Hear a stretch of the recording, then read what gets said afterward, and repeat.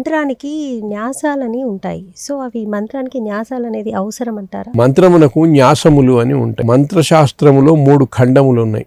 ఉపాసనలో న్యాసఖండము, జపఖండము, పూజాఖండము అని. అంటే జపములు చేసుకునే పద్ధతి ఒకటి, న్యాసములు చేసుకునే పద్ధతి ఒకటి, పూజలు చేసే పద్ధతి ఒకటి ఇది ఉన్నది. న్యాసములు అంటే మంత్ర అక్షరములను గాని, మంత్రానికి సంబంధించిన దేవతలను, ఋషి అంటే ఆ మంత్రాన్ని దర్శించిన ఋషిని, ఆ మంత్రం యొక్క బీజమును, శక్తిని, కీలకమును వీటినన్నిటినీ శరీరం మీద న్యసింపజేసుకోవటము న్యాసములు అంటారు.